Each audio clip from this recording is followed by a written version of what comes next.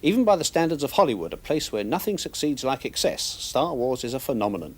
It only opened in America at the end of May, but already it's the biggest box office hit in cinema history, having grossed the best part of $200 million in the United States alone.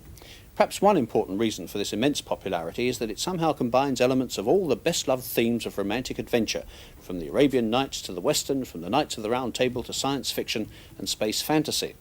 Alec Guinness, as a sort of elderly space-age Sir Galahad, is the best-known actor in the film, the juvenile leads being played by Harrison Ford, Mark Hamill and Eddie Fisher's daughter Carrie as the kidnapped princess. But the real stars, I fancy, will turn out to be two robots, known as C-3PO and R2-D2. Ironically enough, Star Wars was turned down by two studios before 20th Century Fox agreed to back it without too much initial enthusiasm and with a comparatively modest budget of £6 million. Even more ironically, most of the spectacular sets and the live action scenes, which are about half the strength of the picture, were created by British technicians at Elstree Studios. But of course none of the monstrous profits will come back to support our own local film industry.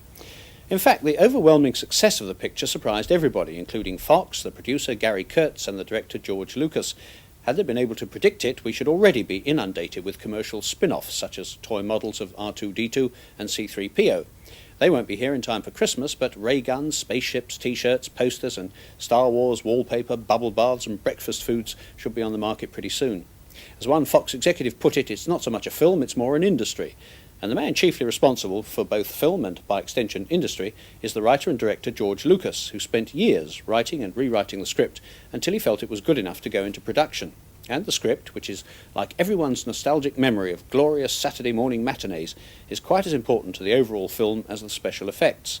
George Lucas is best known, or was until now, for American Graffiti, but I suppose the initial seed of Star Wars was sown in his first picture, a science fiction story called THX 1138, made when he was a 27-year-old graduate of film school. It's really quite irritating to think that even while he was making that picture, George Lucas was already mulling over ideas for Star Wars.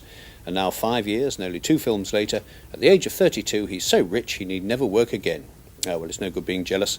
He's a good director and deserves his success. Damn him.